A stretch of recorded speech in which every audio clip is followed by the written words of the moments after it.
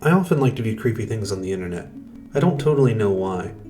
I've just always been intrigued by things that are just off. Any media is fine to take in the content. Stories, movies, audio clips, video games, whatever. I just want to be unnerved. I work third shift, so my sleep schedule's all messed up. I sleep during the day and work at night.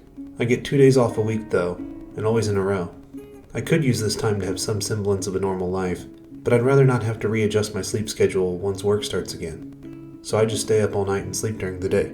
So browsing the internet on one of my days off, I came to a thread which had a bunch of links on it. Each comment was just a link. Some of them led to websites about unexplained mysteries, some were streams of horror movies, and others were accounts of paranormal events which were supposedly true. Then I saw one that was none of the above. I don't remember what the link was. It was just random numbers and letters. It was nonsense. I clicked on it, and it took me to a single page with a single picture and nothing to click on. It auto-full-screened and refreshed at random intervals, anywhere in between roughly 2 and 10 seconds. There was text on top of the picture which read, Zan Lal Walt X2 DLE /?X. Creepy. I like this site already. The picture showed a painting on the wall of a nondescript forest scene. There was a small TV centered at the bottom of the picture, an old CRT. On top of the TV was an older-looking analog clock with a wood frame and fancy hands. The site continued to refresh, but the picture never changed. Out of sheer curiosity, I didn't leave the page. I kept the tab open and checked back every minute or two. Still no change. After about 10 minutes, I got tired of missing the refreshes. Maybe it was changing drastically, but only once every minute or something, and I was completely missing it. So I closed all other tabs to make sure I wouldn't be tempted to leave. I was staring at that picture for what seemed to be an hour. I checked my phone. It had been 26 minutes. I guess time goes slowly when you're just staring at a still image online. I can't say what it was, or when it was, but at some point I noticed that it wasn't just a still image. Well, it was, but the image was changing. The clock, when I first pulled up the page, read something close to 4:15. Now it was showing 4:56. The clock had been changing the entire time. I watched it for a full minute, and somewhere among the refreshes I saw the minute hand change to 57. The time on the clock didn't reflect the real time. Still though, this was dedication. Someone had to take a picture once per minute for an hour, or at least 45 minutes, and then have it change every minute. I kept watching until it showed 5 o'clock. I expected it to shift back to 4 o'clock, but it just went to 5:01. That's even more impressive. Maybe it went for a full 12 hours. Someone needs a job. Anyway, now I was hooked. I had to see if it had a full range of times. Now that I knew I didn't have to intently stare at the picture anymore, I was able to shift my focus to the text. It definitely seemed strange.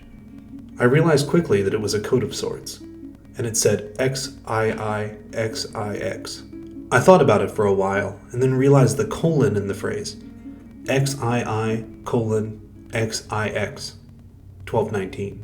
I guess I'd have to wait till 12:19 to see what was going to happen. What was so worth all this work?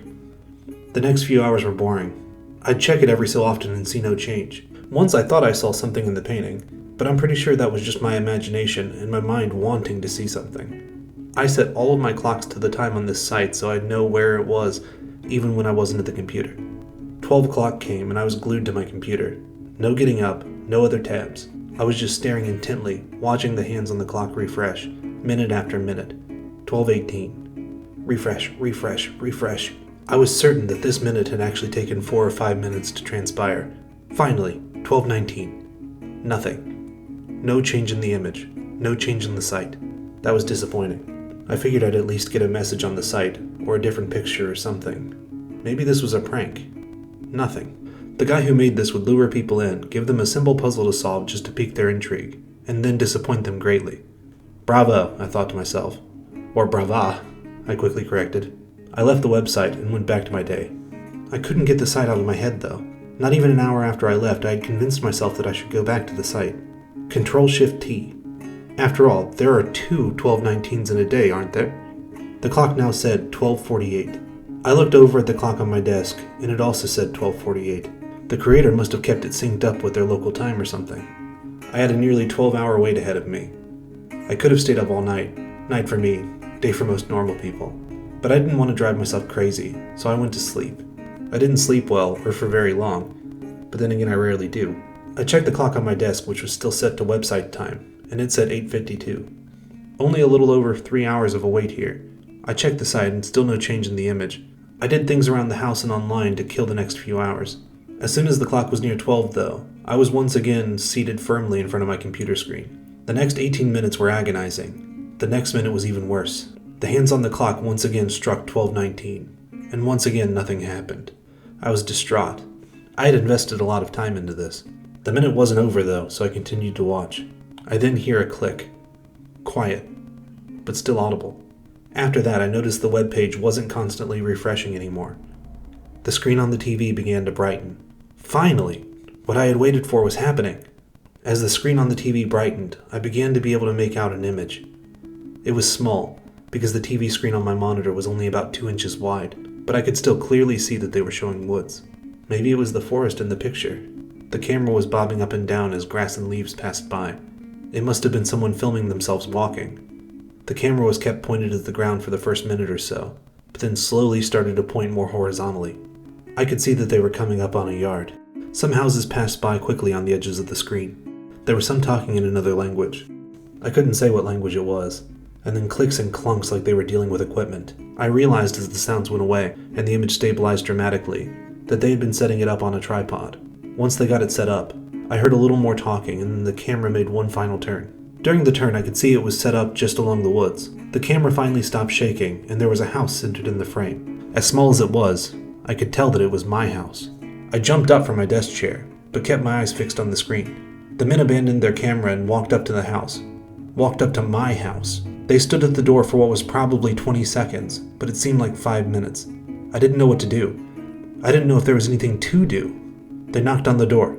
I heard it faintly through my speakers, but it wasn't at the door. Not hearing it within my house calmed me down enough to check the door. Nobody was there.